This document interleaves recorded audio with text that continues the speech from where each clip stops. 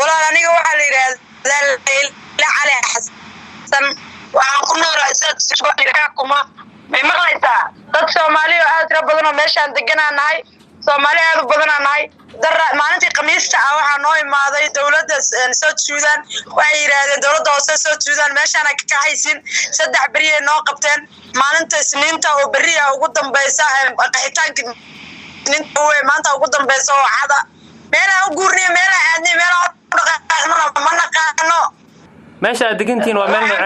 meel magaalada ka baxsan meel maxan deganaa magaalada ka baxsan oo Soomaalidu geerishiyaal ay ku leedahay dadka shacabka ay degan tahay marka hore idin dejiyay meesha marka waxa la yiri meesha waa ka baxaysan dhulna dawladdu numaysa markii hore toolo waxa wiilal Soomaaliya Central Bank ka soo kireysay dhulka Central Bank wiilal Soomaaliya ka soo kireysay ka baxay geerishiyo Soomaaliya geerishiyo iyo dadka Soomaaliya soo urursado degan dad tiro badan oo deganana ma garatay tira ahaan meeqa gaaraysiin meesha inta ku degantiin oo Soomaali ah tira waxaan gaaraynaa 700 oo qof ana kaasa marka baalkan shalay dad odayaalaha bixeen waxay u tageen baalkan safaaradda waa tageen Soomaaliya safaaradda Soomaaliya tageen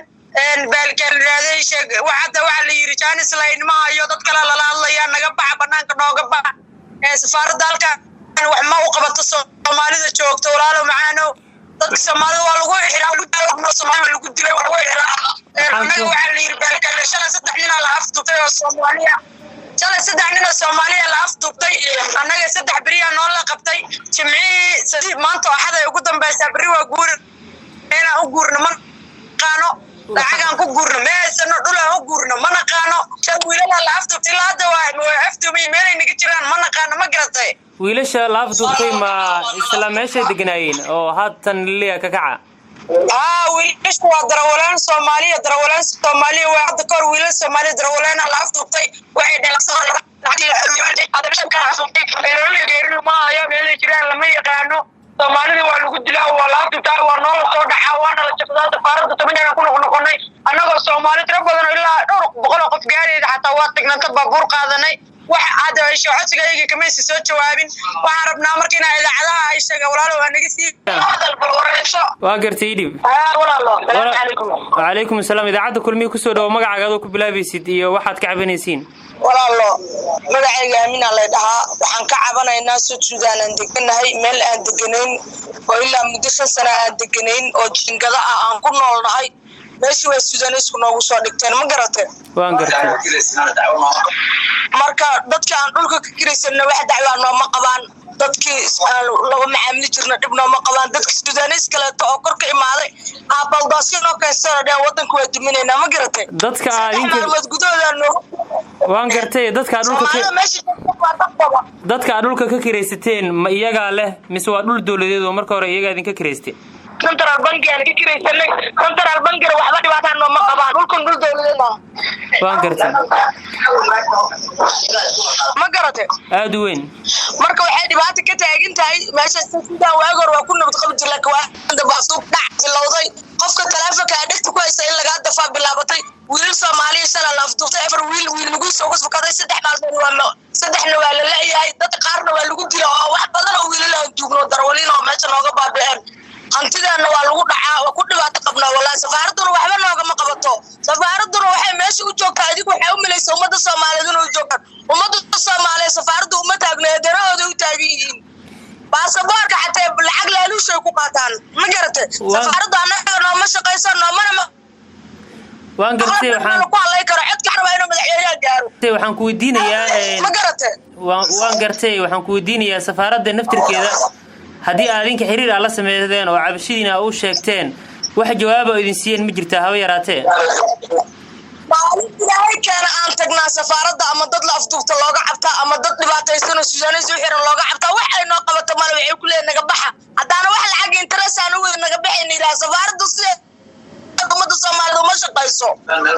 waan dukaan meel ka furno business ganacsi u furan dadka Soomaaliyeed ilaahay baa u maqan laakiin safaaraddu uma maqno wada walba safaaradooda u doodo dadkooda u doodo ehelkooda u doodo assalaamu calaykum magacaygu waa Xasan Cali Khayre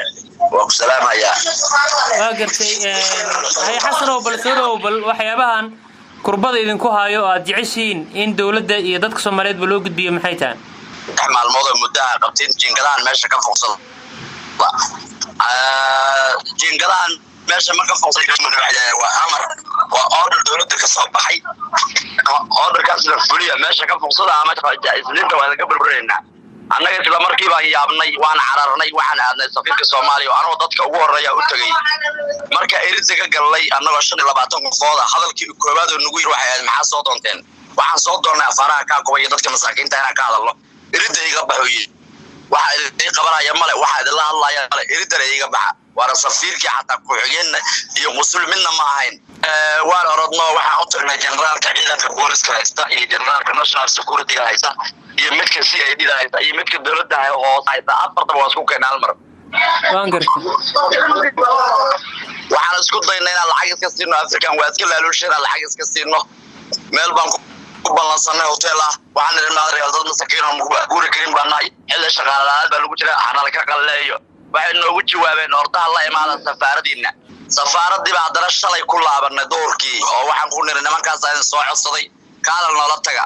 safiirkii meel fadhiyo oo wasaaradda arrimaha dibadda niman ka socota ay la fadhiyaan u tagnay xogaa uu naga xishooday markaas wuxuu yiri ninkaas la hadla xafiiska la gala ninkii xafiiska markaa la galana wuxuu yiri annaga ka daba imaanayna dib dambana telefoonna la kaga qaban dib dambana albaabna la kaga furin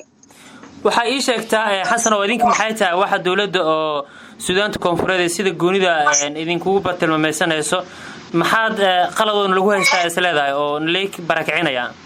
neo qaladkana lagu haystaa waxa waaye Soomaalidu waa taqaanaa dhaqan iyo caado u leeyihiin waxyaabaha la qaadka ma fahant annaguna ma keeno waxa keena niman Suudaaneed oo askar ah dawladda hadda goor waxay dawlad qaadkeeda mamnuucdo nimankii askarta qaadka galayay bay qabsadeen way xireen markay xireen beeraan Soomaali baa noo keenta annagu mana u keeno dadka meeshan deganna badana ma cunaanba ayaga sooda ayaga keesada ayagaana cuna ayagaana naga gado dadka qaybta cunta ka gada ma waan gartay marka sababtaas aan leeyahay marka oo arintaas qaadka la xiriirtay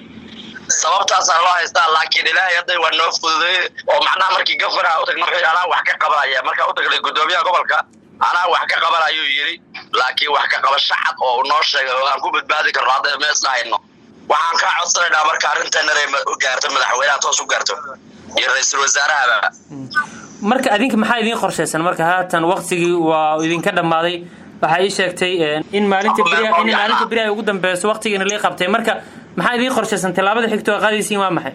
wax noo qorshaysan oo ilaahay abuurta ma jiraan basas noo kireysan dadna dhul bay raadiyaan dadna waxay raadiyaan lacag dadna waxay raadiyaan dad number 1 safaaradda Soomaaliya number 1 in safaaradda harto wax laga qabto annaga albaabada naga xiranaysa number 2 dawladdeena in dawladda la soo hadasho oo dadkeena la aduubtay dadkeena la barakicinayo laga hadlo